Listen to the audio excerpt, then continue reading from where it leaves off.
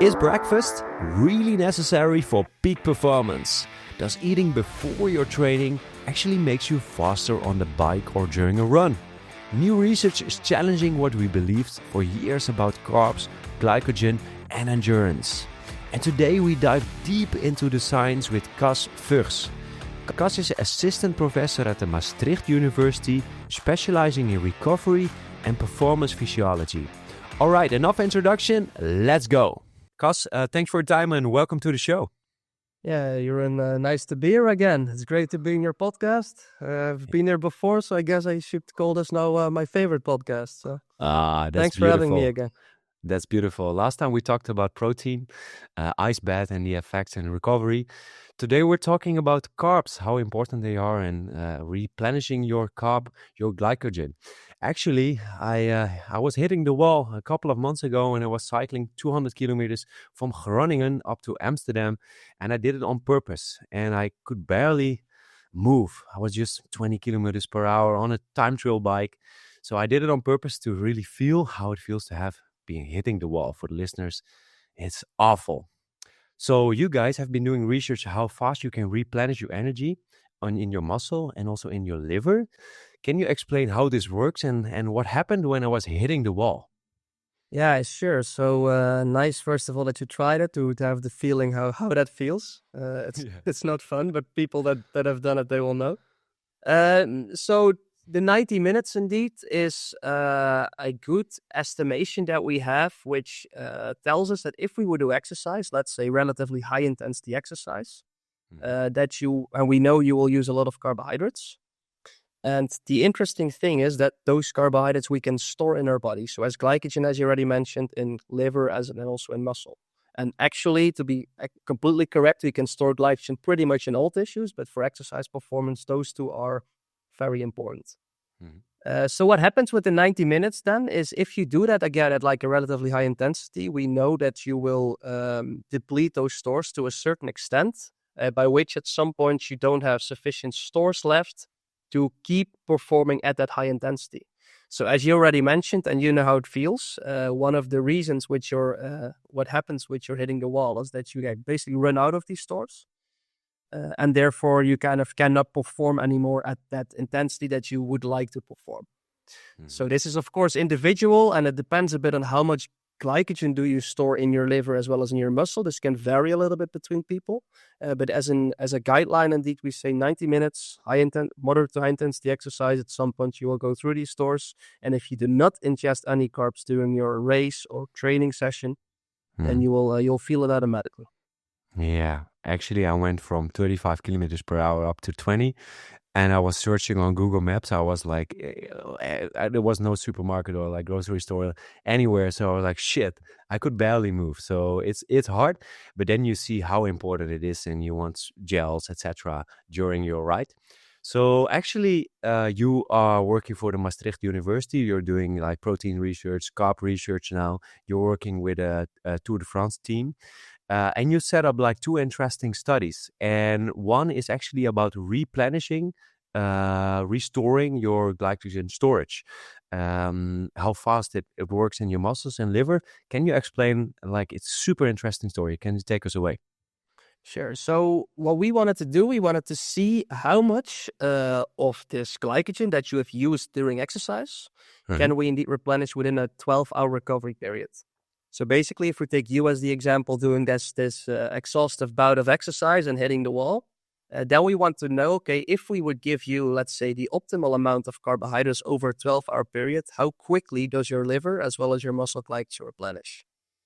And so what we did in this study was essentially what you've done, but then in a different protocol. So for 2 hours, we had well-trained cyclists deplete their glycogen stores, liver and muscle. And then indeed, 12-hour recovery period, we either give them nothing, so they remained fasted for basically the whole day. That was hard. Yes, it was actually easier than I expected for them. I thought there would be more complaints, and of course, it's not, no athlete would choose to do it, but it wasn't as bad. And the other group, or not the other group, because it was crossover, so each athlete did both of them. They got 10 grams of carbohydrates per kilogram body mass. So yeah, you can always calculate if your body mass is 75 kilos times 10, that's then the amount of carbs. We gave it again over this 12-hour period, and then we looked at 6 hours as well as at 12 hours with scanning techniques. So basically MRI scan that we use so we can non-invasively see how much glycogen was actually replenished in the carbohydrate trial, or what happened when we gave nothing of this glycogen in liver as well as in muscle. Yeah, and was it possible to fully replenish both of the glycogen stores? No, it was not. So we found that the liver was. So we saw that the scan that we did before we did the exercise bout, we saw that, of course, after exercise it went down.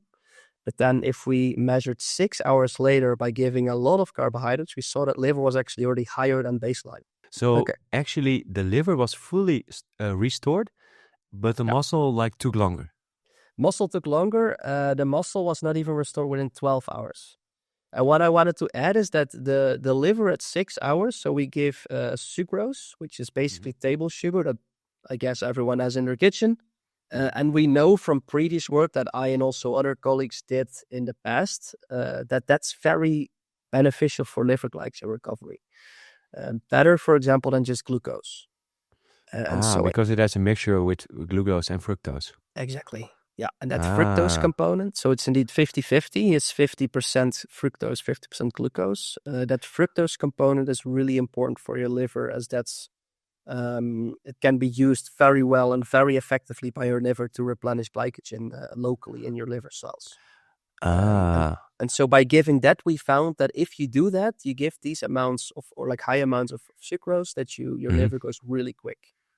And again, your muscle, it takes longer. So liver isn't as, it can be very quickly if you do it in the right way. And muscle, you have to probably take a little bit longer than 12 hours. Okay, two interesting questions. I think it's interesting to ask. So you're working with Jumbo-Visma. They are like competing at Tour de France, so they have to do back-to-back days of cycling. So they need the full replenishment of their glycogen because they have to perform. First, that question. So you have more hours. You have more than 12 hours. So if you would add up another 12 hours, do you think they will be fully restored for the next performance, for the next day? So yeah, that's a great question. Maybe first, small correction. It's a Visma Lease bike these days, but I think most people, a lot of people still know it as Jumbo-Visma. So indeed, if we look in the literature, and also if I extrapolated my data, so if I looked at my data from 12 hours and see what's the repletion rate, so per hour, if I would take that for like an extended amount of time, it would take roughly 24 hours before my glycogen stores in the muscle would have been replenished. I'll say in a bit why that's important. Other research studies also show by giving these amounts, it is about 24 hours. And exactly what you now say, by looking at Tour de France as an example, or the Giro, the Vuelta, you don't have 24 hours. At least if you don't have a rest day in between, of course. So the question is, can we replenish it within, or like well within 24 hours? My study shows, or our study in Maastricht shows, it's not within 12 hours. I expect, but this is still a little bit of a question, that if you look at the elite athletes, that they could actually recover a bit quicker. And that I would anticipate, but this is quite a lot of speculation that I'm doing now, but that within 18 hours, they may be able to replenish. But still, there has to be more research done in that area. And that's definitely something I'm very interested in seeing, if the very well-trained athletes, the elites, if they can actually do it a bit quicker than 24 hours with optimized carbohydrate intake. Yeah, maybe also your body adapts actually also to that. So that's also another question. So, but when we look at like your muscle glycogen and your liver, I think it's somewhere in a ratio of 4-1 or something I've read. So how important is actually your liver? Because I think the storage is not that big compared to your muscle. So maybe you can get away also by fully replenishing your muscle, and then you're okay to go. Yeah, so indeed the liver is, we always say around 100 grams. The muscle, it depends a bit on, but if we go to the very well trained, maybe about 700 grams in your muscles that you can store. So indeed much higher. It's both important because, of course, the importance of the muscle is that there locally you have your fuel stored. So basically, when you do your muscle contractions, you can directly use what's stored there around your muscle proteins, that glycogen. However, your liver does contribute as well. And we know that if you do muscle contractions, also your muscle cells basically open up for glucose from your bloodstream that will be delivered by the liver. And therefore, we know that they both will contribute to optimizing performance. So you ideally want to have both full. Having said that, this is something let's say hypothetical, because technically if you of course eat carbohydrates, you will always replenish both liver and muscle because it will distribute and will go to both. But if you would say what you mentioned, that you only have your muscle recovered and not your liver, assuming that your liver is not completely empty, because then you still have a problem, the benefit is there that we know that if you ingest glucose drinks during exercise or gels, that you can actually make sure that you don't further deplete your liver glycogen stores. And this is, again, science in like specific intensity. So again, it depends a bit on like how long do you exercise, what's your intensity, but you could benefit from ingesting carbohydrates during exercise to not further deplete your liver glycogen.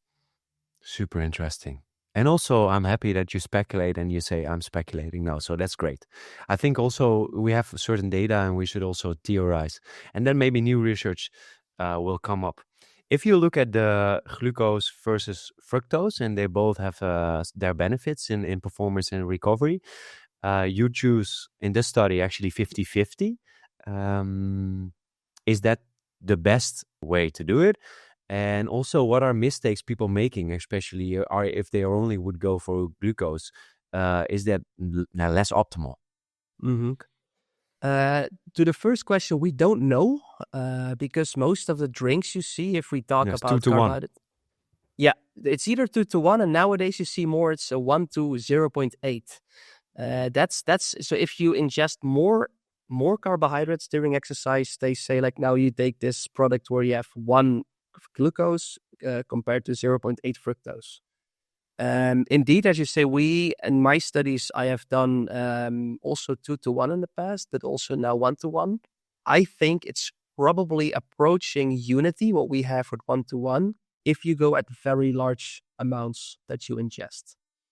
So based on some data there, again, there is this ratio. Maybe it's 1 to 0.8, but it may as well be around 1 to 1. So personally, I don't think if you go that high that there is a big difference. But again, I'm happy that I will be proven wrong in the future. But I think if you are around the 1 to 1, you will actually be fine. But as you said correctly, if you need less, because it depends on how long are you going to exercise for, also at what intensity. You may not always need large amounts of carbohydrates to ingest. Then you may as well stick to simply 2 to 1. Or you could even say like, I don't need that much. I can actually just simply stick to only glucose and don't even need to add the fructose, depending on, again, things like exercise intensity and duration. Yeah, for example, if you're doing a high rocks and it's only like 60 minutes and you want an extra push in the last 40 minutes, I think glucose will do the job. Yeah, I agree. Yeah. So if you look at, you're also helping the Tour de France team with their optimal performance. What are like strategies that they use like for nutrition? Is it like really high carb days and they have to weigh, etc.? Give us some insights. Yeah, the cool thing with Team Visma Lisa Bike is they have like a very nice platform. It's also using the food coach, the athlete's food coach. And that really personalizes the intake, what they need. So we kind of calculate. We know their energy requirements in rest, but also based on the exercise that they've done. By the data that we gather, and then we can really well calculate how much energy do they need. So that gives us the first insight. Okay, we want, of course, to make sure that they keep their body mass stable over a period such as the Tour de France.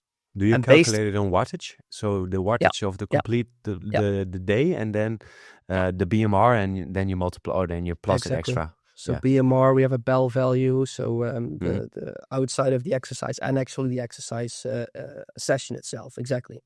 And Yeah. then we can really well calculate the energy, and also based on that, with guidelines that we have, and also to look at the individual athlete, we can really well target how much carbohydrates do they need, how much of the energy will be given to protein, also important for recovery as well, and as also adaptation, not so much relevant for the Tour de France, of course, but in Hmm. general. And that's how we can really well estimate it. That we, of course, also take into account how much that they ingest during the race. Yeah. So then we also need to see how much can we still give them after the race to optimize their recovery. Yeah. And is it possible to refeed them that they don't lose too much weight during the complete Tour de France? It is, yeah. Okay. Yeah. It's And not that always could easy, but you can. no. Yeah, you have to. It's a Yeah. lot of work, and I have to say, like the nutritionist and the chefs at the team, they will actually do that hard practical work. Hmm. But it, yeah, we see it. We manage to keep them keep their body mass stable, and that's In check. exactly what we want. Yeah. Yeah, and actually, I think who is able to recover and replenish their glycogen and keep their BMI in standard, I think they will be the best performers. Yeah, that definitely contributes 100%. Yeah. So, as the second study that's super interesting is actually shifting a little bit of a paradigm, is the breakfast study, and yeah, you can explain it better than me because you guys did it, and actually it shook the nutrition world quite a bit about the importance of a breakfast, and it's not able to fully replenish or change your muscle and liver glycogen. Yeah, please explain it and what you guys found. Yeah, thanks for letting me. That's I'm very excited about this one. Hmm. And maybe just to start with the whole principle of, I think most people will know carb loading. So Hmm. what happens is, if you know there's a race coming up, whether it's a marathon or maybe a cycling event or whatever, a race by which you will need these glycogen stores to be high, again, to perform optimally. Then we know, okay, we can do carb loading. So 1, maybe 2 days before. In the past, they've done even longer periods, and maybe some people still do. But we Hmm. know if you have high carb intake in the day or maybe days before your race, Hmm. Hmm. that's necessary to make sure that your muscle glycogen stores are full. Yeah. Then we also know, and this is also common recommendation still, is that of course you have the days before, but you also have, let's say, the morning before the race, depending a bit on when the race is, but at least the hours before the race, Hmm. to have like a breakfast. That's also the general recommendation. Get a breakfast because you need to not only top up your muscle, but also your liver. Yeah. And that's important because overnight, we will use a bit of our liver glycogen to kind of support tissues Hmm. such as the brain that, of course, need to get the glucose Hmm. to have their activity to basically stay alive. Yeah. I've Um, read 30% 30 to decrease. 40%. Yeah. And Yeah. and old textbooks, you may even read higher amounts, but when it now has been directly measured with Hmm. scanning techniques, that we know Yeah. it seems to be around 30 to 40%. Exactly. Hmm. And so what we actually did, we also wanted to see, okay, what if we measure well-trained cyclists in the morning, we give them this breakfast, and then 3 hours later, again, we measure them to actually measure their muscle and liver glycogen. Hmm. And maybe also say that the recommendations that we had of giving this Yeah. breakfast make sense, because previous studies have nicely shown, if we focus on the liver here, that you see an increase in your liver glycogen concentration. So we see that, and based on that, it has been suggested, okay, let's give this breakfast, because one of the benefits, apart from, of course, directly giving fuel by having a breakfast before a race, also Uh-huh. you kind of top up this liver because we measure these increases in glycogen concentrations. Yeah. But what's interesting is, of course, we want to not know what's the concentration in our liver. We want to see how much do we store in terms of total amount, so in Yeah. grams in the liver. And for that, you also need to know the liver volume. So you need to basically know the pool in Hmm. which you measure your concentration. Yeah. And Maybe why you can this is explain it with a wallet. Like you have how big the wallet and how much money is it. That's the concentration, right? exactly. Yeah. Yeah. Yeah. Yeah. And I think it's important to have, maybe if you have a lot of money, that you also have a big wallet. Yeah. Yeah. Yeah. And I think that accounts also for your liver. Exactly. So you Yeah. also, you can look at the concentration, but of course, if your the total size is smaller, then it doesn't necessarily mean that your total amount is increased. Yeah. So the interesting thing was there that we know, and this is something I'm also still puzzled by, your liver volume actually fluctuates over the day. We know that already for a long time.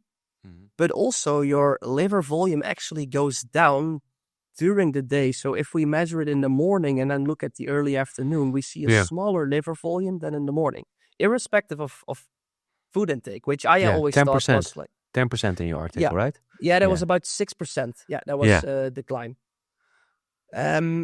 So interestingly, we measured both. So we measured the concentration and we measured Yeah. how big is the liver essentially. Mhm. We did it before and 3 hours after ingesting this breakfast. And this breakfast contained, also in line with recommendations, 3 grams of carbohydrates per kilogram body mass. So this is about 220 grams of carbohydrates on average for all these cyclists. Mhm. What we found was in line with the literature. Okay, we see this increase in liver glycogen concentration, so that makes sense. Mhm. But when we again measured the volume, we found that it was going down again, as we just mentioned. So if you then calculate the total amount of glycogen that you store in grams, it didn't change. So in other words, you may ensure that you do not further deplete your liver glycogen, but you don't increase it. And that's now Ah. a big interesting question to me. Is like, okay, is there, because that's what we always say and thought, okay, give a breakfast, you increase your liver glycogen, and then you're ready to go because your glycogen stores are topped up. You give some carbohydrates from your breakfast itself, and you have your best performance, at least the optimal situation to have a best performance. Yeah, but you said, wait, and just quickly interrupt you, you said like Sure. 3 hours, so maybe 3 hours is not enough. That's a possibility. Yeah, that's one of the questions that I have now. Maybe it's not enough. Maybe we could even give a little bit more. Or in relation to what we already just discussed is what about the glucose and fructose ratio?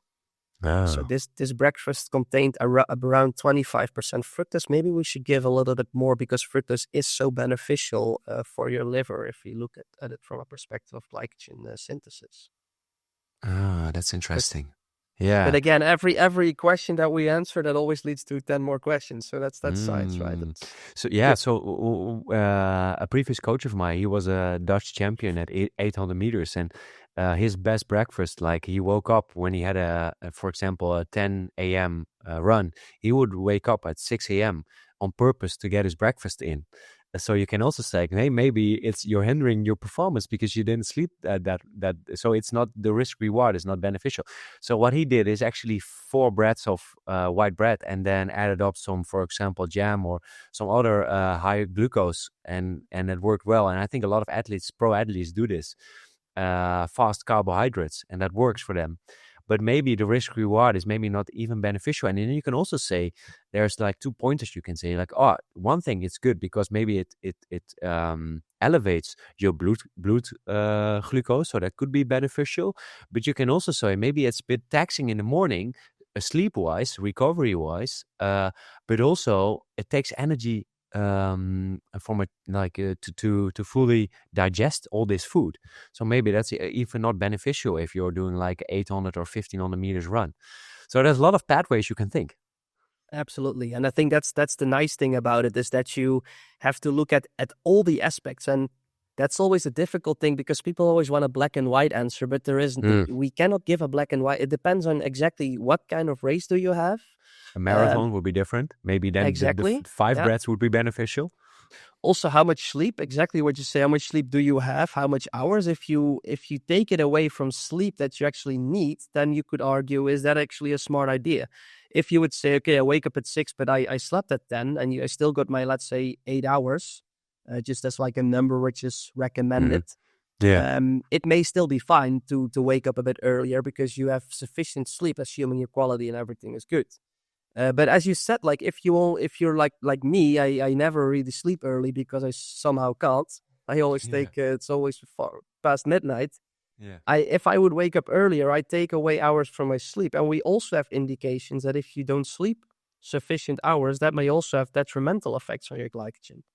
So there is a lot of things you always have to consider and look at the total picture. And that's also why it's still so important to have coaches that are informed and nutritionists that know the whole picture instead of just following one guideline because it's a guideline. Just think about the physiology. Yeah, I think that's great. And this study is also super great of you and your colleagues. So it's shocking the world a little bit in performance and nutrition.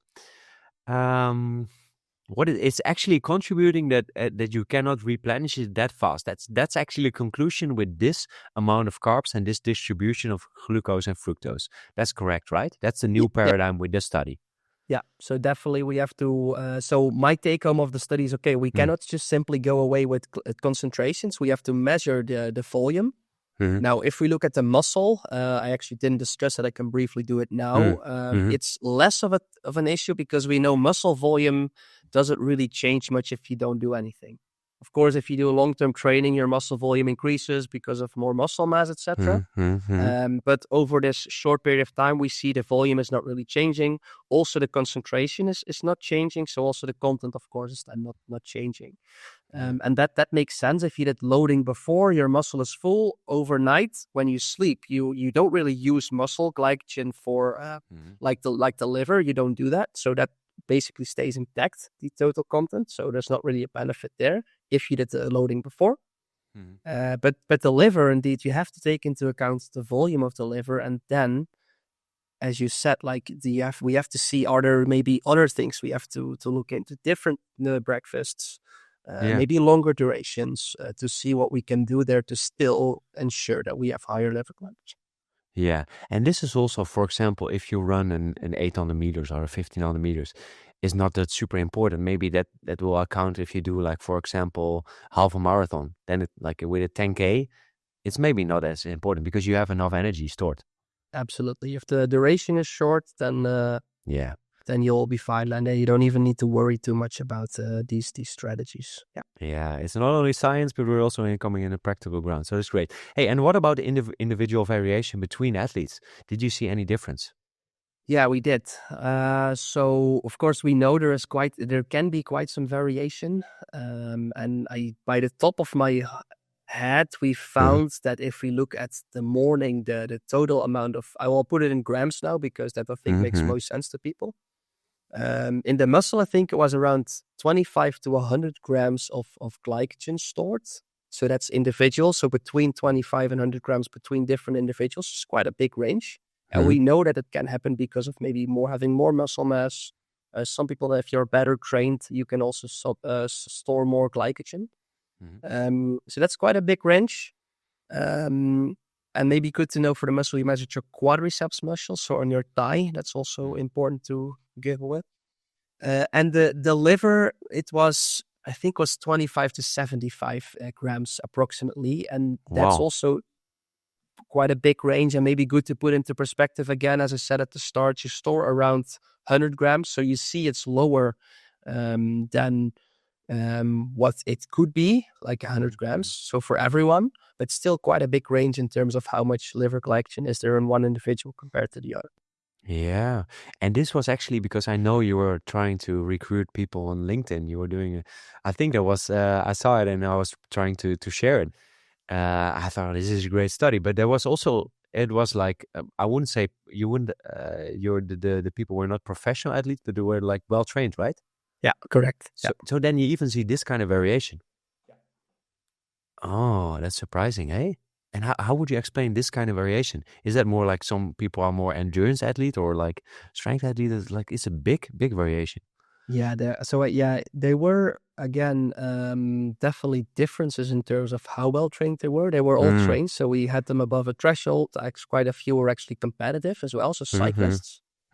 So that we know that has an impact on the amount of glycogen you store, but also, again, the size of your muscles. So if you have a bit more muscle mass, you can also store more glycogen.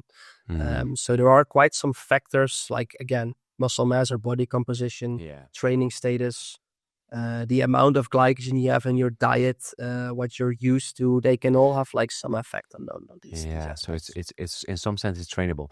And for coaches that are listening now, or like athletes, like I want to know if my glycogen stores are fully replenished. Are there some, like, because you guys are using like super expensive gear to measure it? Like, are there ways to do it, or you have to do it by feel? Yeah, it's so the in my opinion, the only two ways to actually measure it directly is with a muscle biopsy. That's what we do in the lab often. Also, it's pretty actually painful. in this study. That is, well, we do put an anesthetic on, so you feel Okay. the anesthetic, but then, Yeah. but yeah, of course, it's not something you do in elite athletes. Mm-hmm. At least it has been done, I have to say, in some studies at some centers, but it's not common. Um, or you use the scans that we did. So this is indeed, correctly as you said, like very expensive techniques that we can use to non-invasively measure it. So that's, in my opinion, the only two. There has been for quite a while some speculation and like with an ultrasound that you can measure it. I am not convinced by that. I also don't actually think, but I'm not 100% sure now if they're still existing. But there was a while like this trend of like using ultrasound to get an estimation, which makes it, of course, a bit more practical already. Mm-hmm. But yeah, if you go really in practice, I think the best thing you should do as a coach is to know the guidelines, know your athletes, of course, test things out. So follow the guidelines, see how much recovery time, is necessary with a given amount of carbohydrates that you give. And then you can get like let's say an estimation of how much glycogen recovery has occurred. And what I'm saying with that is, for example, based on the study that we did now, we found that if you give a lot of sucrose-based drinks in the early recovery periods, so in the early hours, we know that liver glycogen goes really quick. So if you have, for example, 12 hours of recovery, you do these strategies, you don't have to worry about your liver glycogen because you will replenish that quickly in that situation. With the muscle, I think it's really important to say, okay, we have, even with these very high amounts, we need to take into account more than 12 hours because we cannot really assume that it will be recovered by then. Or we have to maybe look into other strategies to further increase these things. But that's very dependent, again, on the context and on what to apply, etc. Yeah, it's great. It's great you're working in science, but also practical with top athletes. That must be great. I have a last question to wrap up, but maybe you have something to add that you say, hey, we missed this. This is super important for our listeners. I think actually, I'm just full listening to your good questions and answer those. I actually cannot think of anything specific right now. I Cool. think what's good to know is there's a lot of research still ongoing on glycogen in recovery, pre-race, also during races, which I find is absolutely amazing. These kind of studies also to run them and to figure out how the body works and responds to these things. So I would say if you're interested in, keep following this line of research and stuff, because there is much more coming out and we're still doing research on the topic. Yeah, I will include your ResearchGate, your Instagram. I think you're sharing quite a bit, so it's super cool. And you're publishing a lot, so that's super interesting. So about publishing and your scientific studies, if you would have 10 million and you can do, like, for example, 2 research studies, what would you would love to study? Can we do it together, Jeroen? You arrange the 10 million and we... It would be great. I think I would have been promoting supplements, then maybe I would get like 10 million. But with this kind of evidence-based stuff, it's difficult to get that amount of money. I agree. Yeah. Paul, yeah, with 10 million, I could do quite some cool studies. We can only do 2. I have a lot of ideas. Okay, so let's take one then specifically to the stuff we discussed now. What I would find really interesting based on this research is to kind of label the food that we give. So what we do in Maastricht, we not only have these expensive scans, but we also use tracer methodology. And with this tracer methodology, we can essentially label our food products. And then we can really see, not only like we give food and then later on, 3 hours later, we measure something and see if something increased or goes down. No, we can actually trace exactly how much of the food product that you give is ending up where in the body. So we can do that with scanning, and we have like really novel techniques that we're working on now to actually, with scanning people, figure out where is the food going. So all the way from ingesting to in the stomach to the liver. And then do this dynamically. So see, okay, we have this breakfast. We labeled some aspects of this breakfast, for example, the fructose or the glucose.